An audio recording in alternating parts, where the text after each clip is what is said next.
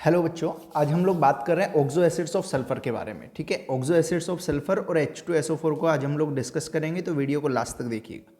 चलिए बात करते हैं ऑक्सो एसिड्स क्या होंगे कि आप जो भी एसिड्स पढ़ोगे सल्फर के, उसके अंदर जो हाइड्रोजन आपका डोनेट किया जाएगा वो हाइड्रोजन आपका ऑक्सीजन के साथ अगर अटैच्ड है तो वही हाइड्रोजन डोनेट किया जाएगा और उन्हीं एसिड्स को ऑक्सो एसिड बोला जाता है जिसके अंदर डोनेटेड हाइड्रोजन ऑक्सीजन के साथ अटैच होगा।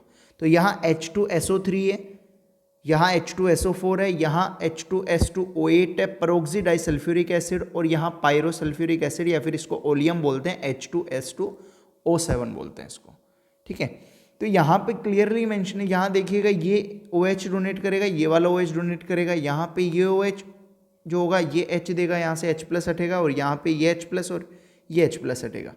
यानी अगर मैं सिंपल बात करूं तो मैं ये बोल रहा हूं कि ऑक्सो एसिड्स आपके वो एसिड्स होंगे जहां पे जो डोनेटेड हाइड्रोजन होगा वो अटैच्ड होगा किसके साथ, आपका ऑक्सीजन के साथ अटैच्ड होगा। तो यहाँ पे 4 एग्जाम्पल एनसीईआरटी के अंदर दिए हुए हैं। ठीक है, तो ये चारों आपको ध्यान रखने हैं। सल्फ्यूरस एसिड है H2SO3, सल्फ्यूरिक एसिड है H2SO4, पेरोक्सी डाइसल्फ्यूरिक एसिड है H2S2O8 और पायरोसल्फ्यूरिक एसिड है H2S2O7, जिसको हम लोग क्या बोलते हैं, ओलियम भी बोलते हैं। कुछ ऑक्सो एसिड्स ऐसे होंगे जो अनस्टेबल होंगे और उनको आइसोलेट करना पॉसिबल नहीं होगा, यानी some of these acids are unstable and can not be isolated, और इनको क्या नहीं कर सकते हम लोग, आइसोलेट नहीं कर सकते।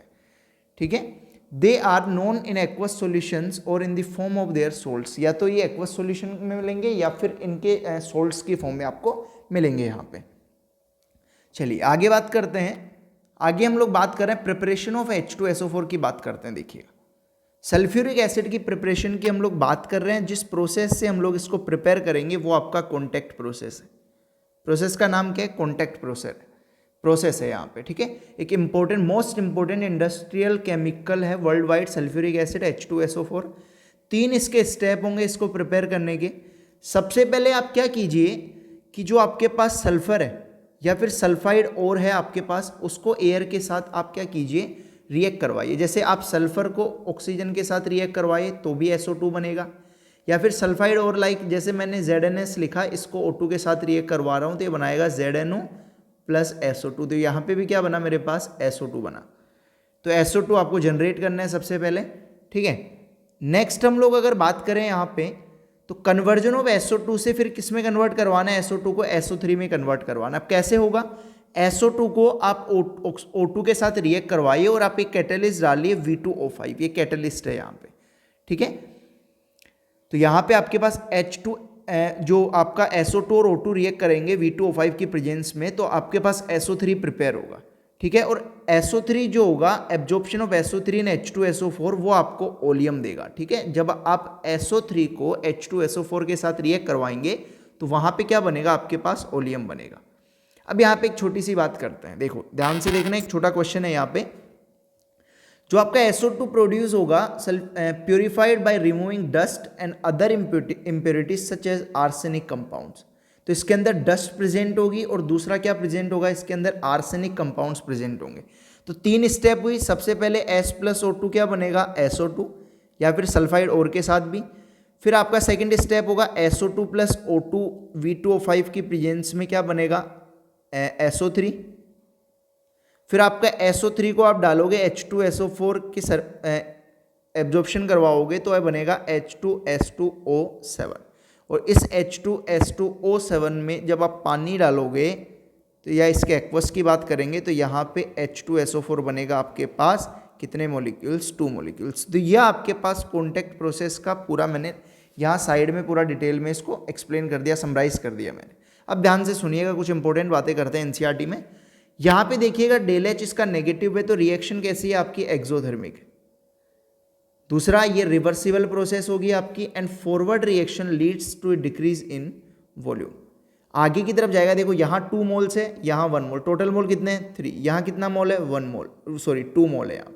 तो रिएक्शन अगर आगे की तरफ जाएगी तो मोल्स कम हो रहे हैं, यानी मोल्स और वॉल्यूम प्रोपोर्शनली होंगे, तो वॉल्यूम भी क्या होगा आपका, डिक्रीज होगा। दूसरी बात अगर मैं करूँ यहाँ पे, तो यहाँ पे जो ΔH है वो क्या है, नेगेटिव है, तो एक्सोथर्मिक प्रोसेस है, और प्रोसेस कैसी है, ये आपकी रिवर्सिबल प्रोसेस है। देयरफॉर लो टेम्परेचर इस रिएक्शन को फेवर करेगा। क्यों फेवर करेगा, ध्यान से देखना। लो टेम्परेचर इस रिएक्शन को इसलिए फेवर करेगा कि एक्सोथर्मिक प्रोसेस में अगर आप टेम्परेचर इंक्रीज करोगे तो रिएक्शन बैकवर्ड जाएगी, और अगर आप एक्सोथर्मिक प्रोसेस में, यहाँ मैं लिख देता हूँ साइड में देखिएगा, अगर प्रोसेस आपका एक्सोथर्मिक हो, टेम्परेचर आप इंक्रीज करेंगे तो रिएक्शन आपका बैकवर्ड शिफ्ट होगा। लेकिन अगर आपका रिएक्शन एक्सोथर्मिक है और आप उसमें टेम्परेचर डिक्रीज करेंगे तो रिएक्शन आपका फॉरवर्ड शिफ्ट होगा, और अपने को प्रोडक्ट ही बनाना है यहाँ पे। एंडो के लिए वाइस वर्सा है, अगर एंडो होगा टेम्परेचर आप राइज करेंगे तो रिएक्शन आपका फॉरवर्ड शिफ्ट होगा, और अगर आपका एंडो होगा टेम्परेचर आप डिक्रीज करेंगे तो रिएक्शन आपका बैकवर्ड शिफ्ट होगा। ठीक है, ये आपका यहाँ पे मैंने समराइज कर दिया इसको। आई होप आपको अब कोई दिक्कत नहीं होगी इसके। दूसरा, अगर एक और पॉइंट हम लोग यहाँ पे डिस्कस करें तो लो टेम्परेचर हो गया and high pressure are the favourable conditions for the maximum yield. ये आपसे पूछा जाता है कि कंडीशन क्या है कि आपको SO3 प्रिपेयर करना है, तो SO3 की कंडीशन क्या है? Low temperature and high pressure. क्यों बोल रहा हूँ मैं लो टेम्परेचर हाई प्रेशर? मैंने बोला आपका ΔH नेगेटिव है, टेम्परेचर कम करोगे रिएक्शन फॉरवर्ड जाएगा, SO3 की प्रिपरेशन बढ़ेगी। दूसरा, यहाँ मोल्स देखिए 3 है, यहाँ मोल्स क्या है 2 है। तो अगर आप प्रेशर यहाँ पे क्या करेंगे, प्रेशर आप इंक्रीज करेंगे, तो प्रेशर आप इंक्रीज करेंगे यानी वॉल्यूम क्या हो रहा है, डिक्रीज हो रहा है। तो जहाँ वॉल्यूम डिक्रीज होगा उधर की तरफ रिएक्शन जाएगी यानी फॉरवर्ड शिफ्ट होगी, तो यहाँ पे आपका SO3 की प्रिपरेशन बढ़ जाएगी। But the temperature should not be very low, otherwise rate of reaction will become slow. Temperature एक मिनिमम होना चाहिए, उससे कम नहीं होना चाहिए, वरना रिएक्शन आपकी स्लो हो जाएगी, क्योंकि किसी भी रिएक्शन को प्रोसीड करवाने के लिए आपको एक मिनिमम टेम्परेचर वहाँ पे क्या करना पड़ता है, सप्लाई करवाना पड़ता है। वहाँ पे आपको मिनिमम टेम्परेचर प्रोवाइड करवाना पड़ता है आपको। ठीक है, in practice the plant is operated at a, जो इसके प्लांट होते हैं यहाँ पे इनको ऑपरेट किया जाता है 2 बार pressure, 720 Kelvin temperature. SO3 gas from the catalytic converter is absorbed in concentrated H2SO4 to produce oleum. Dilution of oleum with water gives H2SO4 of the desired concentration. In the industry, 2 steps are carried out simultaneously to make the process a continuous one and also to reduce the cost. ठीक है, यहाँ पे H2SO4 बना और इसके अंदर आप इसको डाइल्यूशन करवाएंगे, तो आपका जब डाइल्यूशन करवाएंगे इसका तो आपको क्या मिल जाएगा, यहाँ जो ओलियम मिला इसका डाइल्यूशन करवाओगे, डाइल्यूशन मतलब पानी के साथ रिएक्ट, तो आपको क्या मिल जाएगा, H2SO4। देखो मैं एक बार पूरा प्रोसेस समझा देता हूँ आपको यहाँ पे।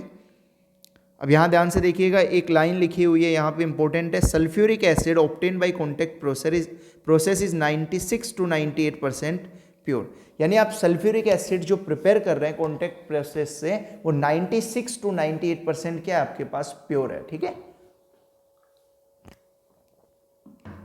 अब आगे की बात करते हैं। यहां पे देखिएगा सल्फर है, यहां से एयर आई, ऑक्सीजन आई, सल्फर रिएक्ट किया, SO2 बना, ये इम्प्योर है। अभी क्लियर बात समझ आती है यहाँ पे।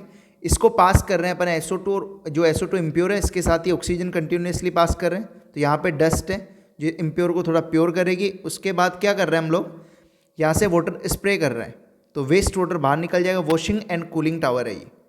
फिर यहाँ से आपका, यहाँ पे हम लोग बात करेंगे अगर, तो यहाँ पे देखो ये वॉशिंग और कूलिंग हुआ इसका, तो पानी आ गया साथ में, तो यहाँ पे कॉन्सेंट्रेटेड H2SO4 का स्प्रे किया। ये क्या है, डिहाइड्रेटिंग एजेंट है ये आपका। तो डिहाइड्रेटिंग एजेंट क्या करवा रहा है, डिहाइड्रेशन करवाएगा तो ड्राई हो जाएगी।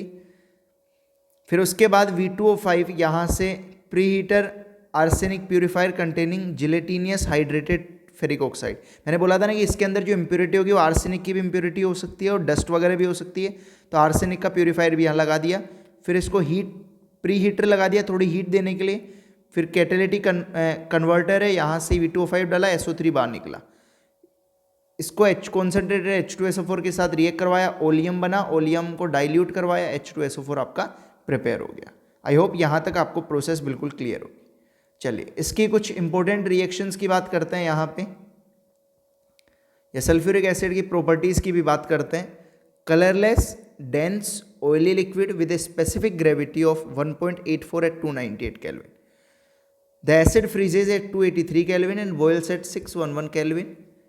It dissolves in water with the evolution of a large quantity of heat. क्योंकि आप एसिड को अगर पानी में डालेंगे तो वो एक्सोथर्मिक प्रोसेस होगा और वो क्या करेगा, हीट रिलीज करेगा। Hence, care must be taken while preparing sulfuric acid solution from concentrated sulfuric acid. यानी सल्फ्यूरिक एसिड से जब आप कॉन्सेंट्रेटेड सल्फ्यूरिक एसिड से जब आप सल्फ्यूरिक एसिड सॉल्यूशन प्रिपेयर कर रहे हो तो आपको थोड़ी केयर रखनी है. The concentrated acid must be added slowly into water with constant stirring. ये इंपॉर्टेंट है कि पानी को एसिड में ऐड करोगे या फिर एसिड को पानी में. एसिड को आप पानी में ऐड करोगे लेकिन स्लोली और कांस्टेंट स्टीयरिंग यानी कंटिन्यूअसली आप उसको क्या करोगे, घुमाते रहोगे. आगे बात करें, यहां से एक इंपॉर्टेंट क्वेश्चन बनता है, ध्यान से देखिएगा. Chemical reactions of sulphuric acid are as a result of following characteristic: low volatility, strong acidic character, strong affinity for water और ability to act as an oxidizing agent. देखो, वेपर कम बनेगी इसकी क्योंकि बॉइलिंग पॉइंट काफ़ी ज़्यादा है इसका. दूसरा, हाइड्रोजन बॉन्डिंग भी पॉसिबल है इसलिए वेपर कम बनेगी. स्ट्रॉन्ग एसिडिक कैरेक्टर है, H2SO4 जो होगा आपका इजीली H+ रिलीज कर देता है और काफ़ी स्ट्रॉन्ग एसिड की कैटेगरी में आएगा. स्ट्रॉन्ग एफिनिटी फॉर वाटर, पानी के साथ रिएक्ट कर लेता है जल्दी से H2SO4 प्लस पानी H3O प्लस और HSO4 माइनस. Ka1 जो होगा एसिड का जो फर्स्ट डिसोसिएशन कॉन्स्टेंट होगा काफ़ी ज़्यादा और डिसोसिएशन कॉन्स्टेंट रेगुलरली क्या होगा, डिक्रीज, यानी Ka1 बड़ा होगा, उसके बाद Ka2, Ka3 सो ऑन, ऐसा चलता रहेगा. और H2SO4 में जो सल्फर है उसकी +6 ऑक्सीडेशन स्टेट है, तो आप सल्फर क्या करेगा, ऑक्सीडेशन स्टेट इससे ज़्यादा नहीं होगी तो इससे कम होगी ऑक्सीडेशन स्टेट, यानी अब ये रिड्यूस होगा तो दूसरों को क्या करेगा, ये ऑक्सीडाइज करेगा, तो स्ट्रॉन्ग ऑक्सीडाइजिंग एजेंट भी हो गया.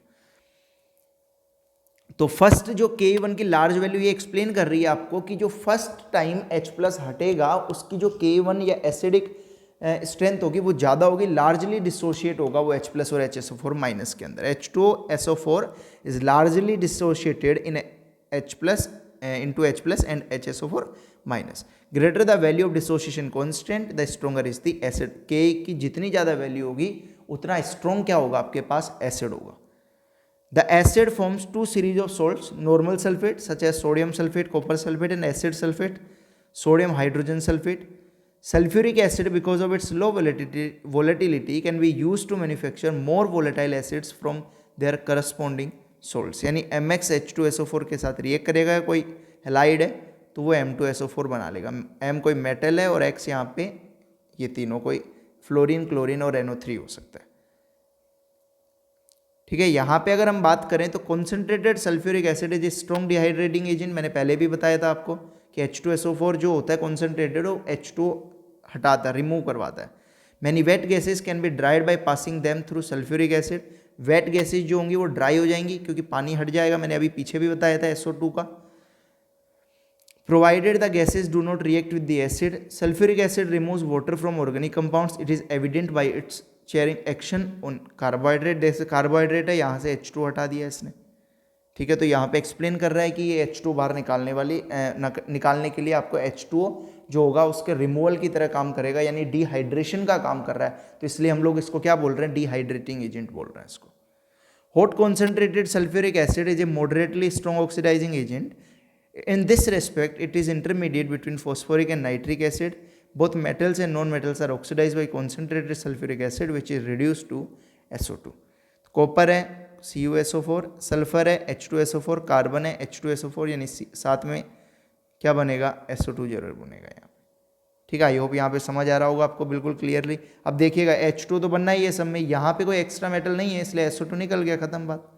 इसके कुछ इंपॉर्टेंट इंडस्ट्रियल यूजेज भी है, जैसे पेट्रोलियम रिफाइनिंग में यूज़ होगा, manufacture of pigments, paints, dye stuff, intermediates, detergent industry में, metallurgical applications, example cleansing metal before enamelling, electroplating, galvanization, electroplating, यानी मेटल पे दूसरी मेटल कवर करने से पहले उनको इससे क्या किया जाएगा, उससे क्लीन किया जाएगा. स्टोरेज बैटरी के अंदर यूज़ होगा. In the manufacture of nitrocellulose products as a laboratory reagent, और लेबोरेटरी रीएजेंट के अंदर भी इसको क्या करते हैं हम लोग, यूज़ करते हैं. ठीक है, आई होप आपका ये 16 ग्रुप यहाँ पे कंप्लीट हो गया होगा. वीडियो आपको पसंद आया होगा, अगर वीडियो पसंद आए लाइक कीजिए, चैनल को सब्सक्राइब कीजिए और वीडियो को ज़्यादा से ज़्यादा शेयर कीजिए. मिलते हैं नेक्स्ट वीडियो में. Thank you guys.